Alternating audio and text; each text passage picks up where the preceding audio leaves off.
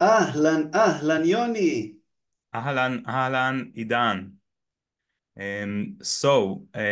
This is podcast Mawwal, and for a change, Idan, I'm gonna be the host of this podcast. Yeah, you're more than welcome. Ahlan wa Okay, sahlan. thank you. So,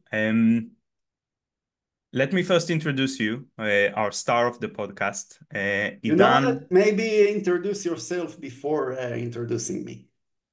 Okay, so for our listeners, my name is Yoni. I live in London for the past 14 years. I am Israeli. I have also background with Arabs in the Middle East, but I work in finance. I have a blog, the Londonim. We write in Hebrew about our experiences here in London. And Idan and I have been friends since the army days.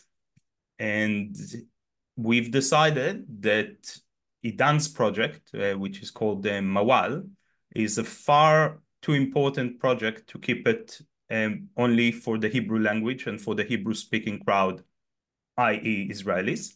And this is why we're here today.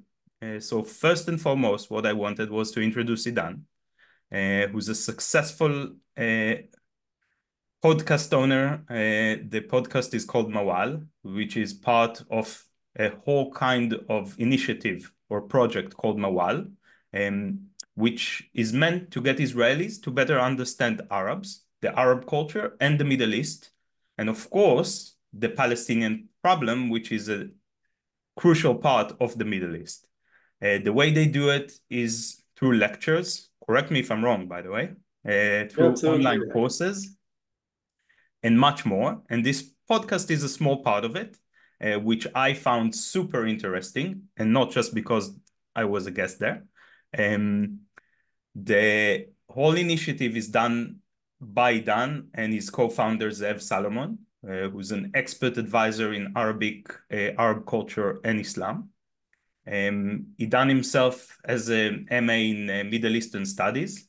He speaks fluent Arabic, and from first-hand knowledge is a superb tour guide in Israel. Also wrote a book, a fantastic book in Hebrew called Israel Traveling My Country, um, stories that he had through his travels in Israel. And I strongly, if you do read Hebrew, I strongly recommend it. And that's why we're here today. Idan hosts this podcast in Hebrew. He has a lot of experts that come to speak about different subjects related to the Arab world and related to the Middle East. I was a guest talking about Arab and Islam in London. So you can scroll back. You have it on all the platforms, and you can read. And if you understand Hebrew, you can actually listen to that. Yeah, Um, by the way, I want to add something. The reason that we chose Yoni to host us in this special episode in English, it's because mostly and mainly his specific episode on Islam in the Great Britain was so good, and we got such good feedbacks about this episode and its importance that we decided that Yoni is the right person to host us in this special episode. So I highly recommend you to go back to this episode and to listen to it. It's in Hebrew, of course, so if you're an Hebrew speakers. So thank you for that.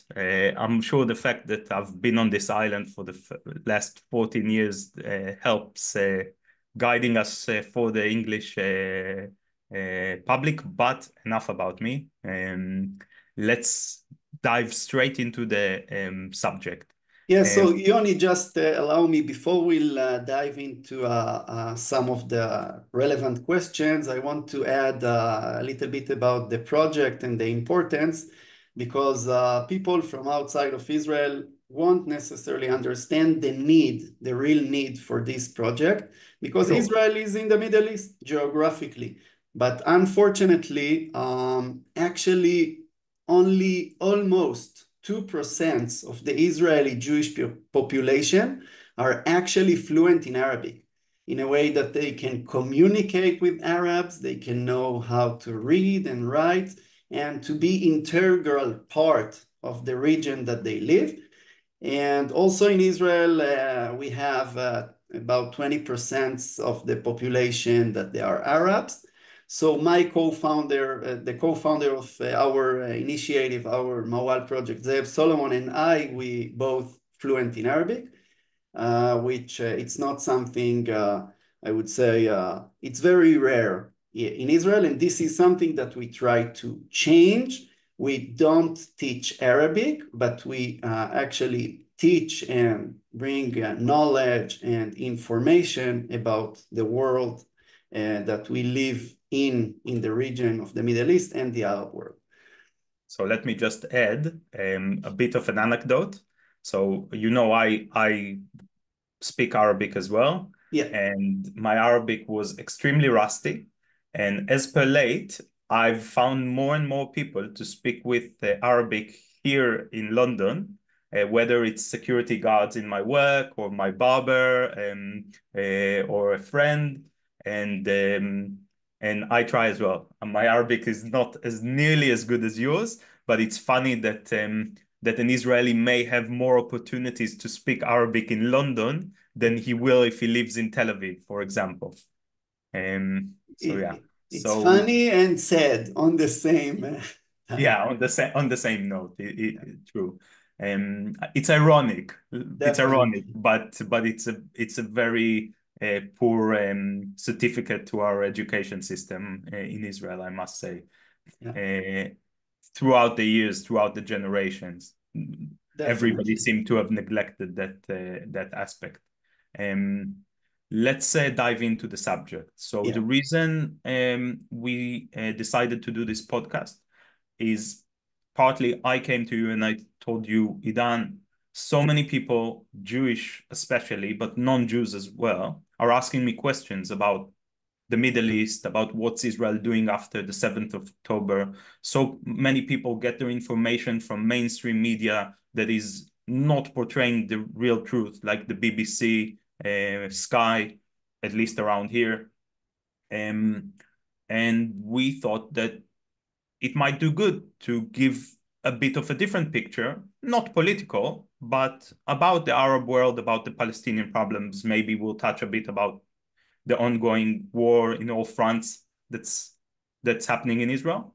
Um, and let me just, I've asked in some forums for some questions. I've asked people what do they think they should ask a Middle Eastern expert that they all of a sudden they have access to.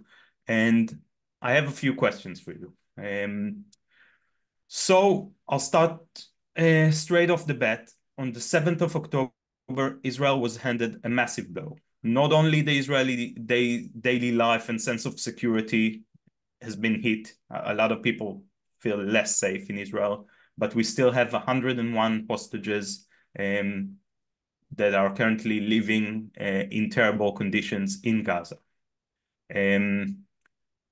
We all know that, but none of us really hear on our daily basis about the regular life that's been affected by the 7th of October. So we don't have any more Palestinian workers coming into Israel.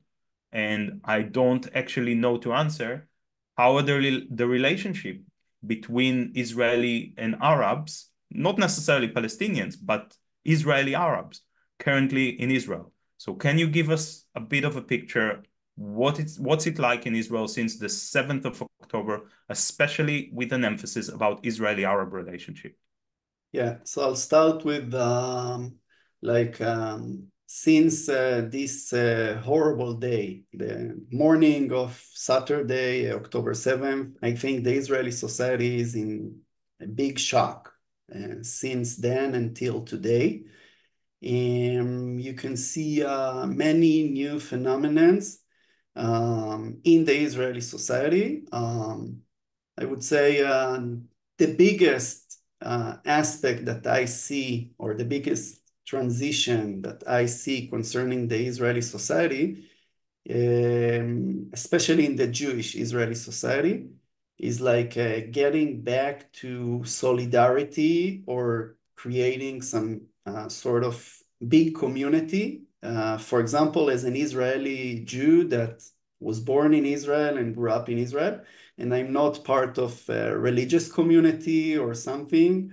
At the first time of my life, I felt that I'm part of a community, or I would say me as an Israeli Jew, I'm part of a larger group. And that sense and that feeling was at the first time in the first few days after October 7th. And you can see this showing of solidarity ongoing since this Saturday on daily basis, on weekly basis. People help to each other. People, let's say, as Westerns, we are also Westerns, and we know in the Western societies and civilizations, the individualism is a very big part of life. So I would say that individualism in Israel became much less, and people more aware to the other and work together. And like it can be donations, it can be like other social activities in the neighborhood, in the community, towards the soldiers, families of soldiers. You can see so much more involvement from the community, something that you didn't experience in the past. By the way, these initiatives that you can see it all over the country, not getting, I would say, the headlines of the media. In the media, mostly you will see about the conflicts between the different groups inside the Jewish community, and also in between Jews and Arabs. But showing of solidarity, I think it's very strong, and I think helps us to get through these hard and challenging days that we're having here. So this is about the Jewish, I would say, community. So let me just add that this was also apparent on my side. So my nephew who serves in the army, they needed donations, and immediately I managed to raise them £5,000 straight after the 7th of October. Even my company sent funds to Magen David UK as a bigger donation. But also non-Jews. I had messages of support from random people, not close to me. A neighbor who I sometimes walk the dog with said, "We're with you." Like we and a father in my kid football, who's French, not Jewish, said, "You're fighting the fight of the West." So you see, also from this side, the media portrays the polarization. The media portrays the other side. The media portrays the anti-Israel protest, the anti-Israel sentiment. But there was also, and it's correct. There are a lot of that. There is a lot of anti-Semitism. We discussed that in my podcast. However, there was a sense of solidarity of like a Jewish community, and whoever has half a brain, let's put it this way, was like thankful and apologetic that Israel's going through that. So that sums up, I think, the Israeli and the Jewish. But what about Israelis and Arabs? Yeah, so when I was saying showing solidarity only in the Jewish community, so it's not precise, because also Arabs that they feel belong to the state of Israel, and they part of the Israeli society, and also actively participate in the, I would say, Israeli society, felt that what happened in October 7th was too much, and they were definitely part of this solidarity. We can talk about Bedouins in the Negev that got killed, got kidnapped. There were some of the hostages that still there, by the way, are Bedouins from the Negev. So you saw that the Bedouin community also participate in some of the initiatives. One of the biggest stars of the Israeli advocacy, it's Youssef Haddad.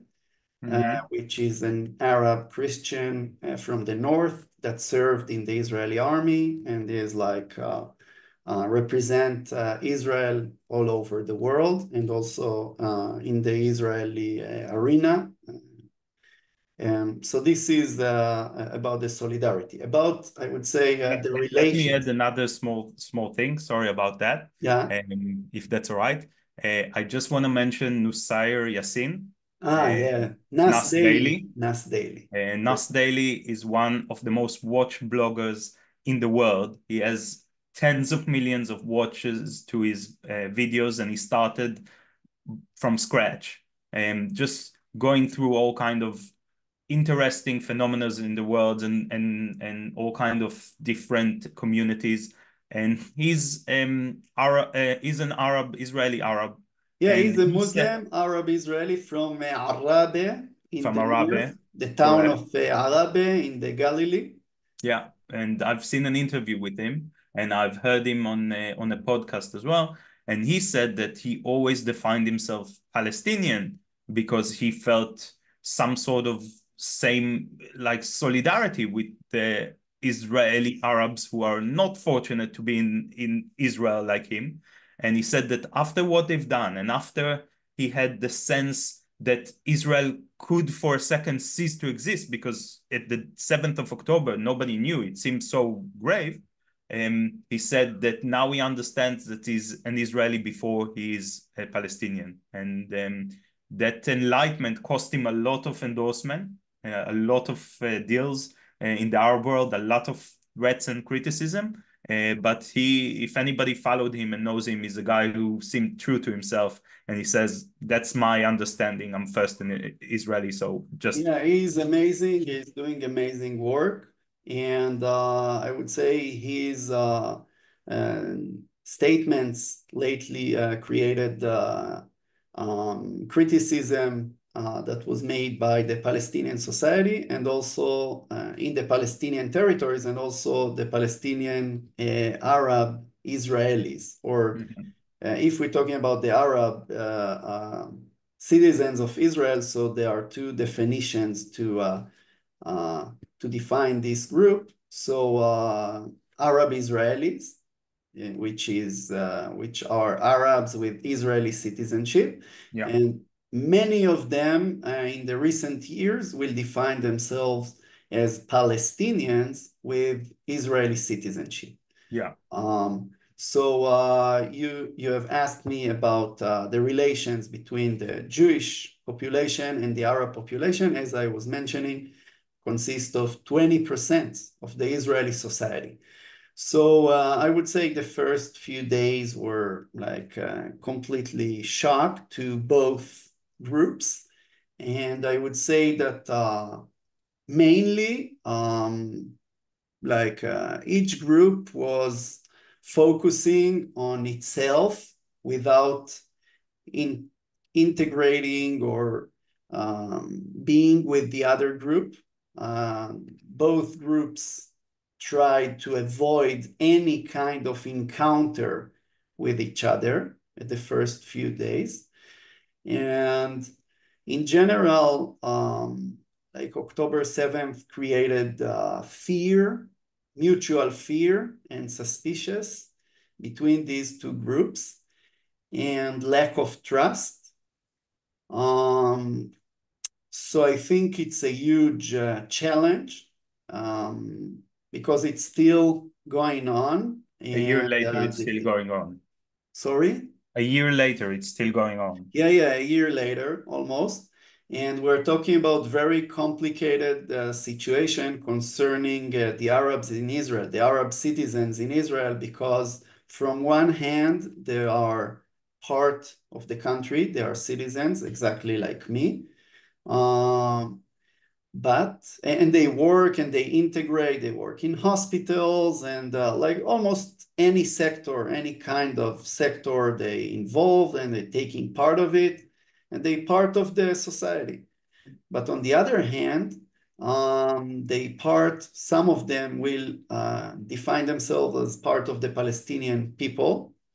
And even some of them have direct relatives in the Gaza Strip. For example, when I say direct relatives, it can be cousins, direct cousins that live in the city of Gaza or in other places in the Gaza Strip. Many of them follow the Arab media, Al Jazeera news channel, that they cover the war in Gaza 24/7 since October 7th, unproportionate coverage, and mainly showing the most horrible pictures of children getting killed and like horrors that are filmed by their correspondents in the Gaza Strip and by Hamas as well. So they kind of in between the loyalty to the state, their state, that they are part of it, and the loyalty to their people, because they consider themselves as the part of the Palestinian people. And also from the Jewish community, many people are saying that's the time to choose, addressing the Arab population and telling them that's the time to choose, because we're not in a regular period or time. It's very sensitive after we have been all what we have been through. We are now in a huge crisis, and it's your time to choose if you are more Israelis or more Palestinians, because many people in the Jewish population cannot see how it works together, this double identity. Okay. So we're basically saying there's examples of Arab Israelis that became more Israeli and more loyal to Israel, and there's an example of people that went the other way. And the artificial split between Palestinians and Palestinians that are Israeli is all of a sudden not just some vague line, but a lot of people say, well, you know what, if you don't say, if you're gonna turn your back to the national anthem, like it happened in the Beersheba versus Sachin match, football match in Beersheba, for our audience who do not follow the Israeli Premier League, the Sachin supporters, while the national anthem was on, turned their back to the pitch, and the Beersheba crowd obviously didn't like it, went to the pitch, started a fight with them. People are saying, no, it's your national anthem as well. I know it says about the national anthem is basically Jewish, however, it's your national anthem as well, and you're not gonna basically turn your back on it and disrespect it. And that's, I think, very much what you've just said in one example. Yeah, and also we should focus on the, I would say, the news that happens on daily basis. Your specific example that you just gave about this incident in the football pitch was taken or was happening during a week, very hard week, maybe one of the hardest weeks in Israel, that all the, I would say, the nation was mourning the deaths of the killing, the murdering, the brutal murdering of the 6 hostages. That we all got connected to their stories, their faces, their families, and actually they become to be part of our families. For example, I can share with you that my wife and I attended the funeral of Carmel Gat, that she was one of those who murdered. She's from Kibbutz Be'eri. We didn't know her. We didn't have any pre-connection to her, but we felt that this is our duty to go all the way from the city of Modi'in that we live in the middle of a work week, and to leave everything aside and to just go on the car, drive for 2 hours, walking for half an hour with thousands of Israelis to Kibbutz Be'eri in the open lands there to the cemetery, hearing the firing of the cannons of the IDF in the Gaza Strip, and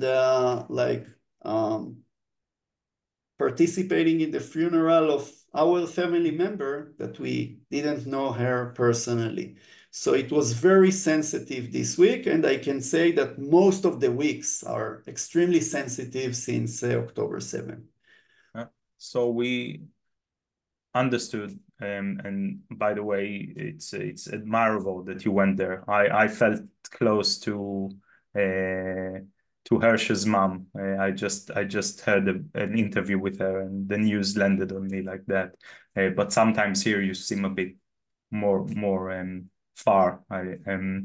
Let's go on. We discussed micro, I think, Israeli Arab relationship in Israel. Let's talk macro. You are an expert for Middle East. I know that firsthand.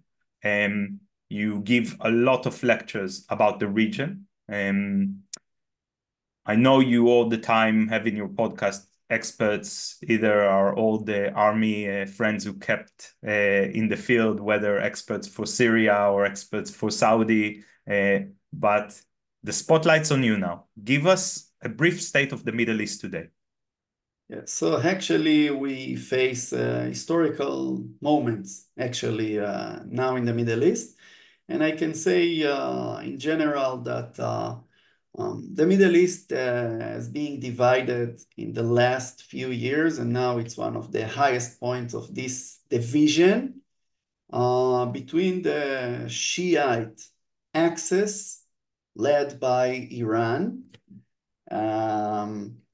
against the other forces like Israel, which is a non-Muslim country, and other Sunni Muslim countries that they see Israel as their ally.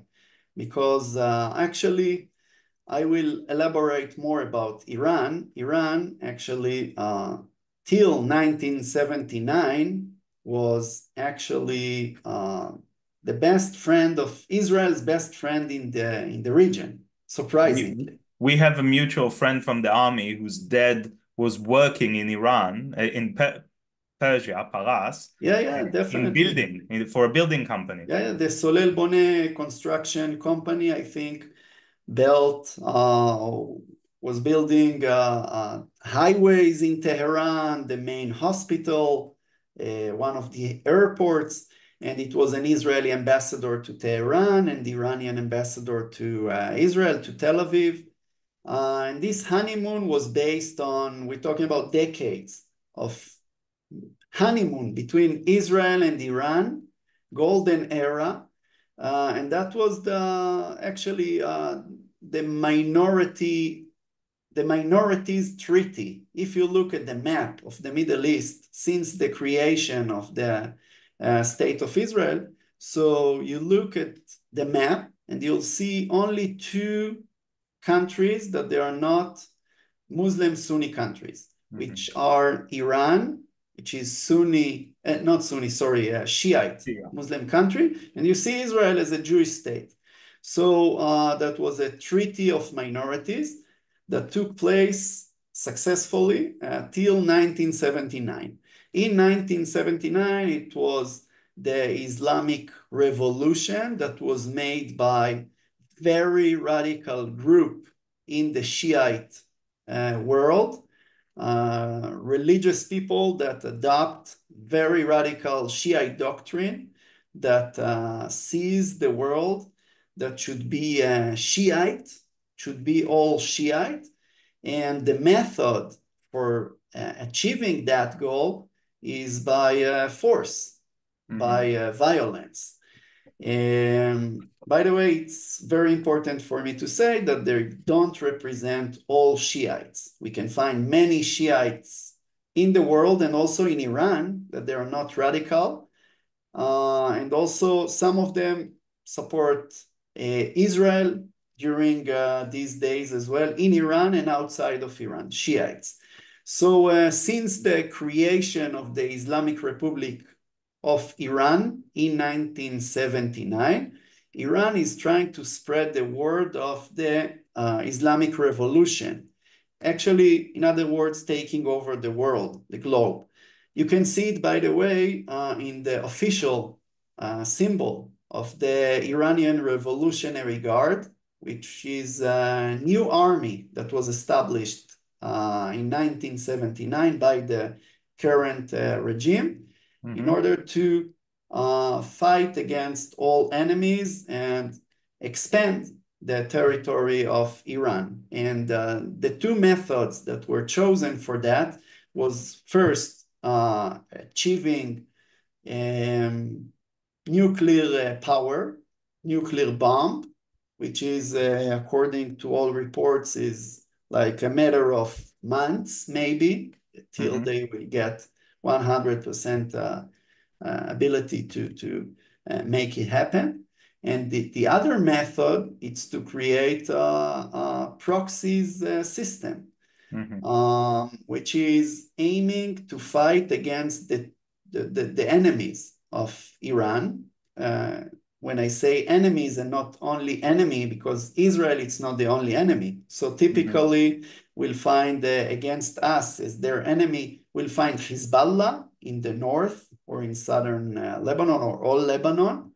Hundreds of thousands of missiles and drones that it used to be a theoretical threat till October 7th, but since then we're talking about thousands of rockets and missiles and drones that were fired from Lebanon towards Israeli communities and military bases. So this is Hezbollah in Lebanon. We're talking about Syria that became to be a proxy after the civil war in 2011. We're talking about Iraq that also became Iranian proxy controlled by Iranian militias there. And we're talking about Yemen. And Yemen, it's very interesting because establishing a proxy in Yemen with the Houthis, the goal wasn't Israel. It's very, very far from Israel. It's a very bad idea to focus on Israel if you establish a proxy in Yemen, in such a long distance place. And the main goal of the Houthis, in the Iranian perspective, was to actually fight against Saudi Arabia and the UAE, the United Arab Emirates. And actually, it was a war between these forces since 2015. By the Houthis are firing and causing huge damage to the oil fields and the infrastructures in Saudi Arabia and the UAE. And actually the Houthis took over the power in, they took over Yemen after this war. So we're talking about proxies that actually choking the enemies of Iran and threatening them. Also Hamas, which is a Sunni organization, Hamas, Palestinian Sunni organization, part of the Muslim Brotherhood, cooperate with Iran and was, and still today is a part of this, I would say, proxies system of Iran. The main argument is that Yahya Sinwar was hoping that the region will all join in, that if Hezbollah will join in, if the Houthis will join in, then Israel will be overstretched. Definitely, that was the main goal, the basic goal, I would say, and you can see it also with the name of the war that was made by Hamas, the flood of Al-Aqsa, Tufan Al-Aqsa, flood of Muslims that will come from all over the places that you just mentioned, from all the proxies of Iran, and will actually flood Israel and will take over, will kill all the Jews and do all the horrors that we saw in the southern parts of Israel. So in Sinwar's vision, that was supposed to be the vision of October 7th, that he will spark the big war, and all the proxies with Iran will join him. Okay, so we're basically dividing the Middle East to an Iranian influence. So first of all, we're saying Shia led Islam. We have Iran, we have Hezbollah in Lebanon, basically controls Lebanon. Right. We have Syria, militias in Syria. Yes. We have the Houthis. And with an asterisk, we have Hamas, who's actually a Sunni organization, but have aligned himself with the forces that serves his interest, which are the Shia in that matter. Exactly.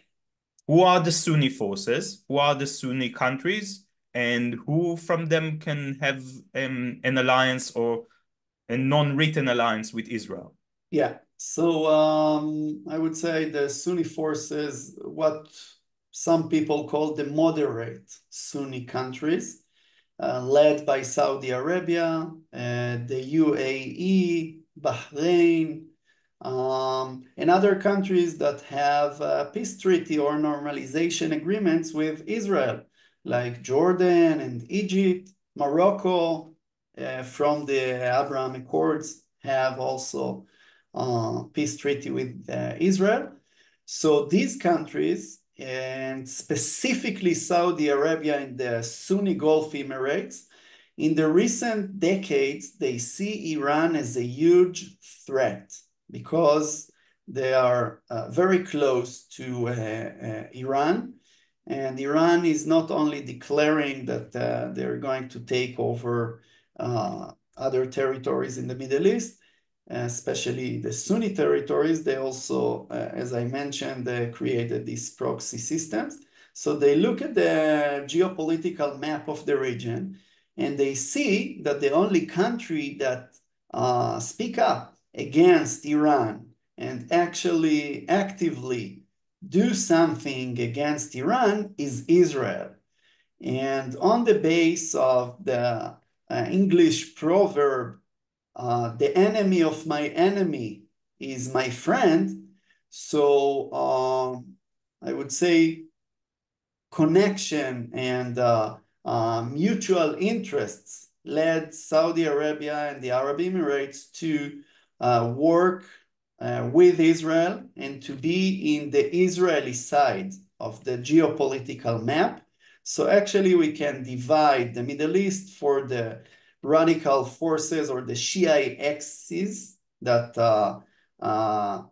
leading this group in cooperation with other Sunni radical forces like Hamas, some parts of the Muslim Brotherhood, against or versus Saudi Arabia and other Sunni countries with Israel, which is extremely important, like to see in these sensitive days that Al Jazeera is showing 24/7 horrors from the Gaza Strip.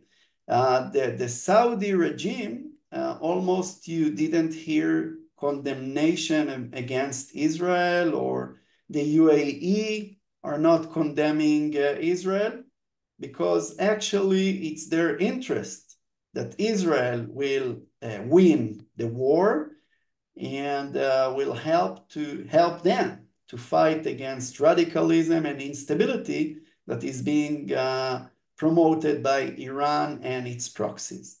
It's even more than that. We saw in the Saudi television network, is it Al Arabiya? Yes. The criticism towards Hamas, and there was the famous interview that the interviewer basically had a go at I think it was Khaled Mash'al. Khaled Mash'al. I wasn't sure if it was him or Ania. One of Hamas leaders outside Yes. of the Gaza Strip. Basically had a go at him for the atrocities that they've done on 7th October. Yes, definitely. I was watching this interview live when it was aired, and I was saying, wow, I don't think that the way that the broadcaster was approaching Khaled Mash'al, I couldn't even imagine Israeli broadcaster in the Israeli, one of the TV news channels, addressing these kind of, I would say, aggressive questions, actually, And towards. that cannot be done unless it's sanctioned by the Saudi regime, correct? Definitely, definitely. Definitely. And also a very interesting part or fact, one of the fewest only countries in the world that it was no any pro-Palestinian demonstration or protest is the UAE. If we're talking about the Great Britain or London, almost on weekly basis, you experienced a pro-Palestinian protest. In the UAE, it was none, which is extremely interesting. Okay, that's interesting, and let's also just mention that when there was the drone slash missile attack from Iran to Israel, all of a sudden that coalition on paper that there's no agreement, all of a sudden coordinated by the US, Saudi intelligence, I think even Moroccan intelligence, if I'm not mistaken, but very, very few, but Jordanian help, and obviously Israel, the United States, and the UK shooting down those drones, those missiles. Yes, definitely. That was a great example of the opportunities that Israel and its allies in the Sunni world has. That was a proof of the coalition, of the good relations between the parties and the shared interests that they share. And I think the opportunities can be military-wise and security-wise, but also economically wise, can put this region to prosperity, to much better future, and to actually have Israel as an integral part of the region. Yeah. I would say. By the way, don't hold me to that Moroccan thing. I read it someplace, so I'm not even sure if it's correct. But I'm not. I don't really sure as definitely, well, but definitely Jordanian though, yeah, Jordanian and and Saudi. Emirates and Saudi, that's for sure. And these are the main forces. And alongside talking about the challenges, we should look also to the opportunities that we have if Israel will win. And when I say Israel is winning, it's also these Arab, Sunni, moderate Muslim countries.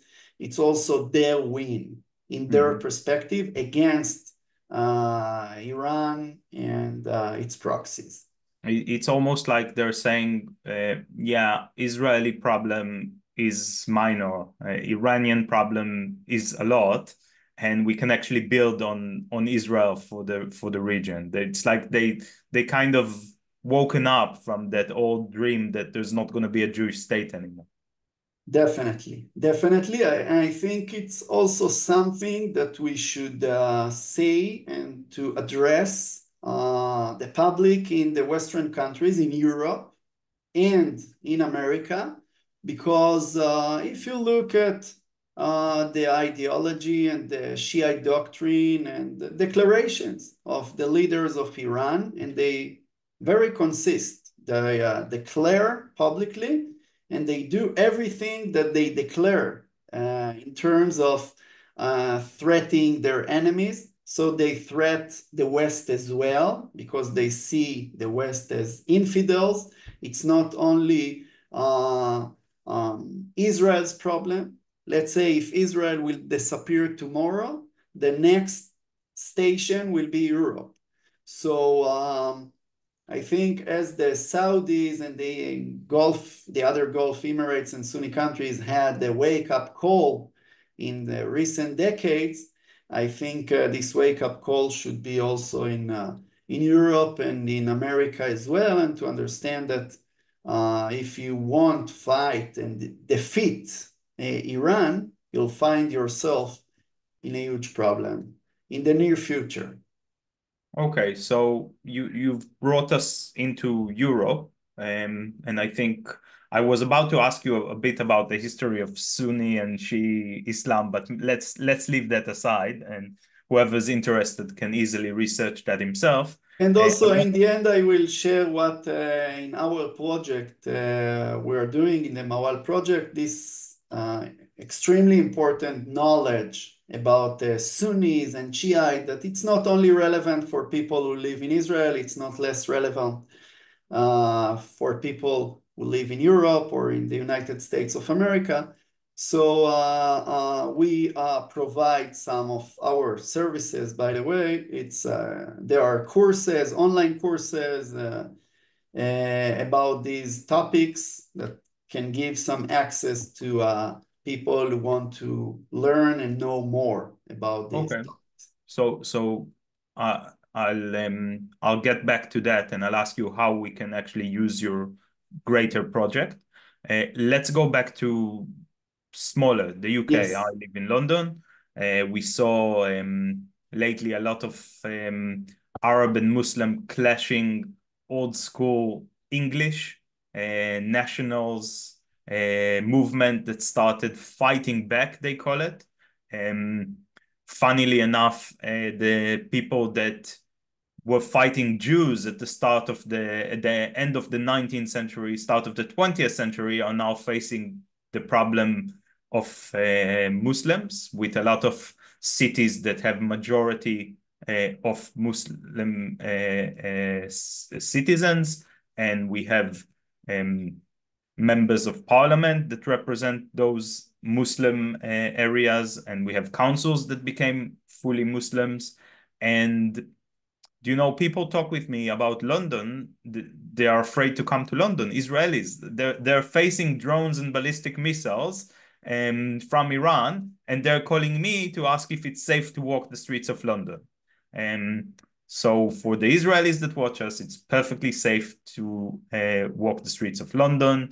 You might not want to get into a pro-Palestinian rally wrapped around with the Israeli flag, like the one behind me, but it's safe. However, as an expert for Arab affairs, what do you think is going to happen in Europe and in the UK? The Arab population is growing, and the nationalism is only getting more extreme. Yeah. Will there be civil war in Europe, or will they just accept it? What's going to happen? What do you think is going to happen? What's the emphasis?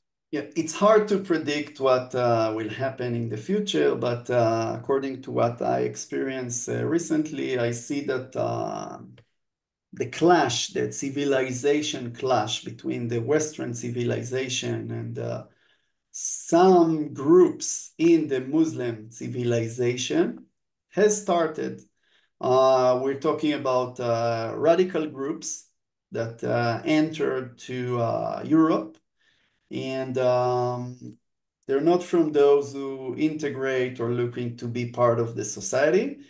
These groups, and I'm talking about the Muslim Brotherhood and the Islamic State and other radical groups.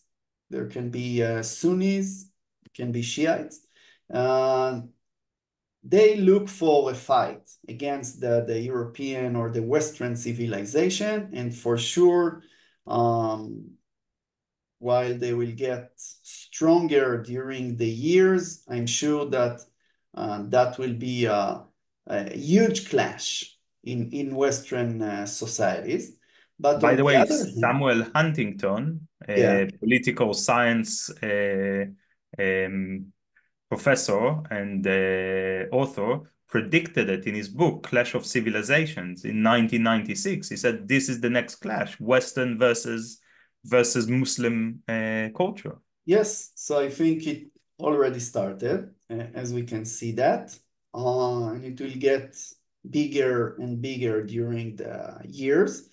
But on the other hand, we must say that not all the Muslims are radical or want to fight against European or American civilization. Of Uh, course. Many of them integrate in the societies, and they're absolutely authentic and real part of the British society or the American society.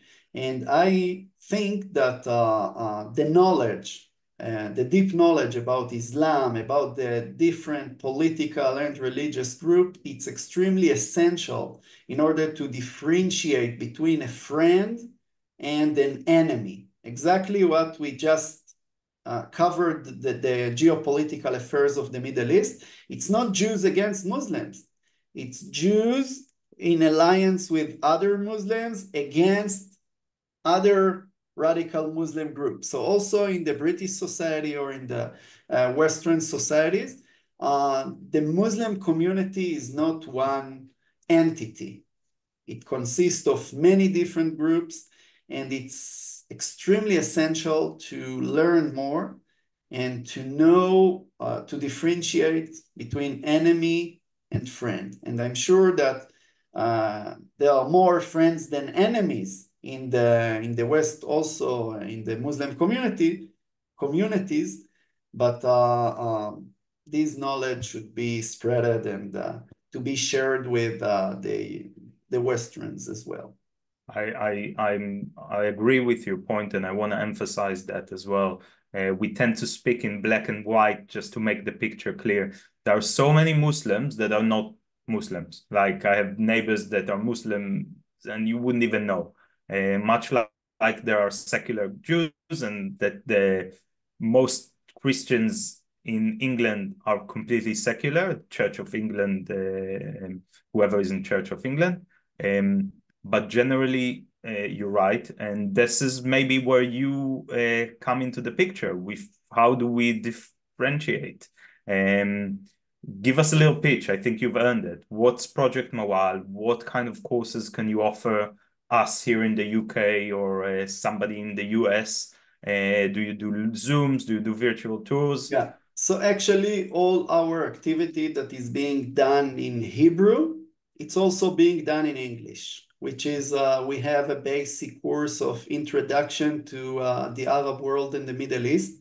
And when I say the Arab world and the Middle East, we're talking about Muslim communities and Muslim immigration to the West as well.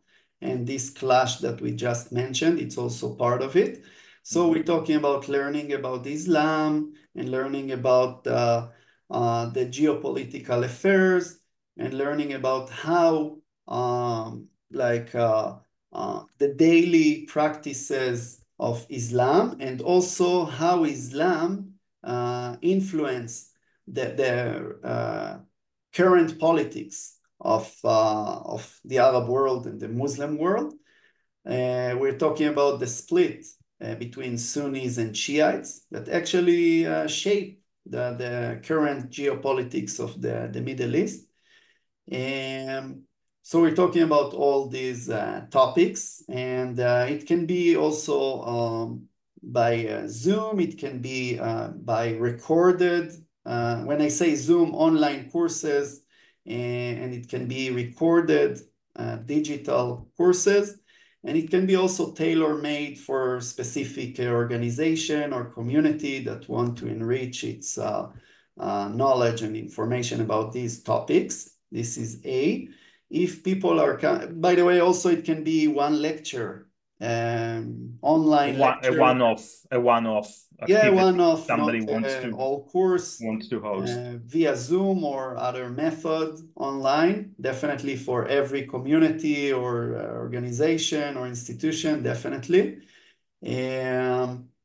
This is A, and if people are coming to Israel, so also we have tours and geopolitical lectures that we do.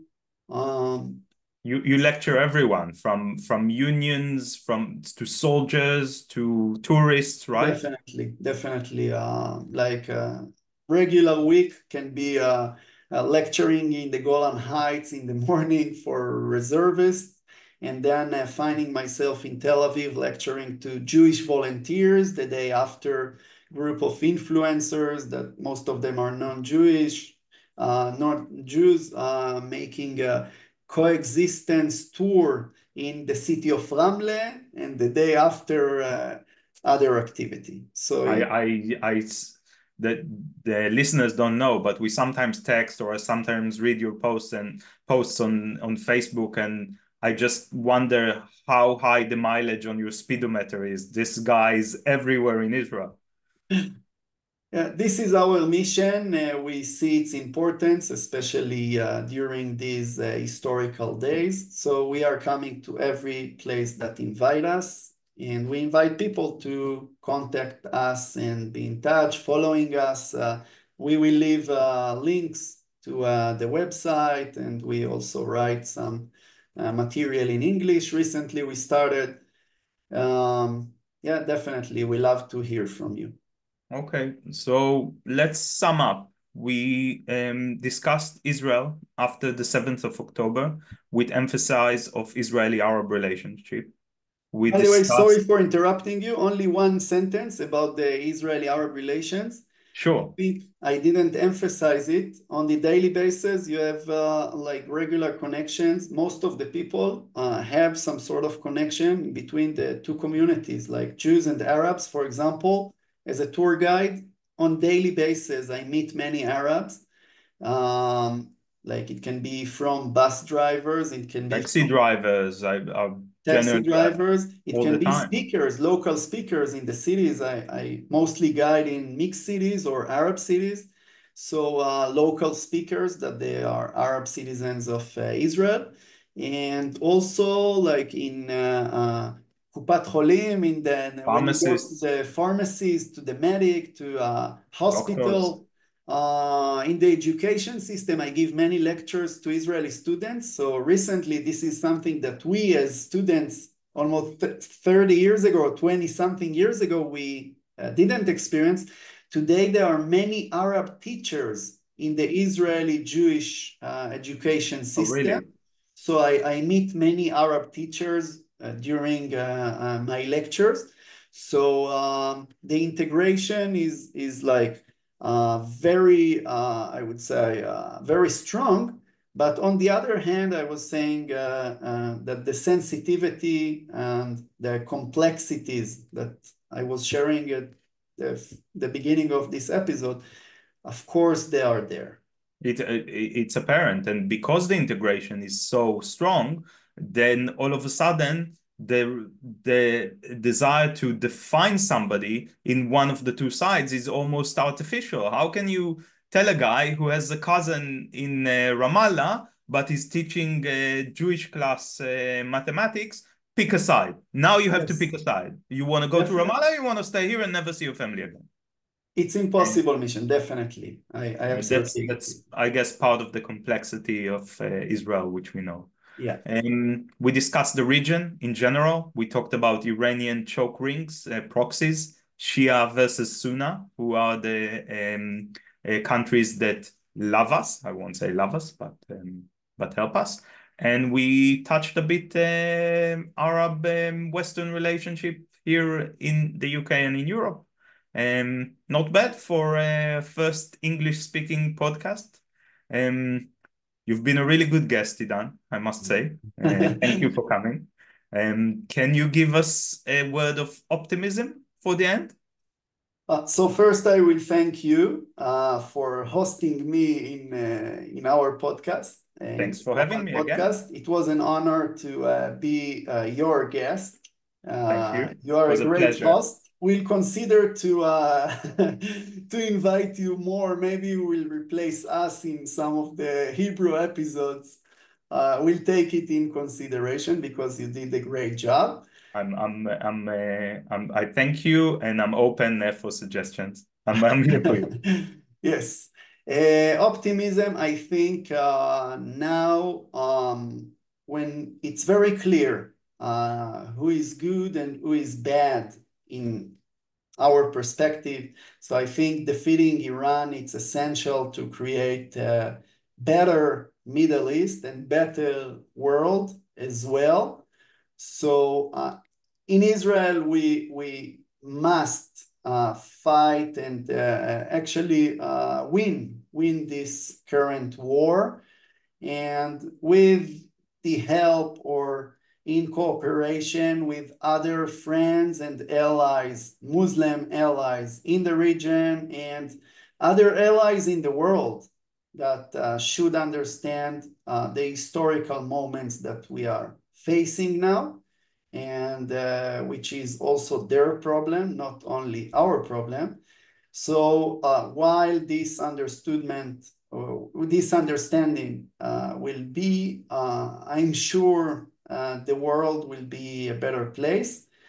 I'm optimistic because I see the Israeli society, I see the solidarity, I see although the hard times that we face and all the horrors that we face, we are part of a very ancient people, the Jewish people, talking about thousands of years. So we are part of this legacy, heritage, and tradition. And we will do our best to create better world for us and for the next generations in the region and hopefully all over the world. And I will just add for our foreign listeners that this podcast was meant for you, for mainly Jews in the UK and the US. Don't stand by. Don't be like the guy who keeps praying to in synagogue to win the lottery, and when he finally dies, he tells God, why haven't you let me win the lottery all those years? He said, well, you should have bought a ticket. So don't stand by. Don't wait till your work will be done by others. Help us, educate your friends, educate your neighbors, educate your colleagues, talk with them about the situation, put on posts. I've been posting a lot in LinkedIn since the 7th of October because people genuinely do not know. They take their information from a very biased media, and this is where you need to not stand by, but make your small part. It doesn't have to be rallies, it doesn't have to be protests, but a bit of tailwind, let's call it this way, for the Israeli cause, I would suggest. Yeah, and I will take this opportunity to thank to all the many people from the Jewish diaspora that donate and participate in any kind of activity and actually helping us in this war. It's very moving, and people in Israel really appreciate that. And also, it gives us meaning. Everybody in Israel feel now that we live a meaningful life with all the difficulties and the hard days that we face. So thank you very much. Thank you, Idan. Thank you for having me again. And hopefully we'll see you in the next episode in English. And as I said, you're more than welcome to contact us in Mawwal Project. We'll put all the information how to contact us in links in this episode. So thank you very much, Yoni. Toda raba lecha. Toda lecha. And everybody, if you want to hear more, let us know. Send us questions, private, wherever you see that. We'll do our best from our end. Toda, Idan. Thank you. Bye-bye.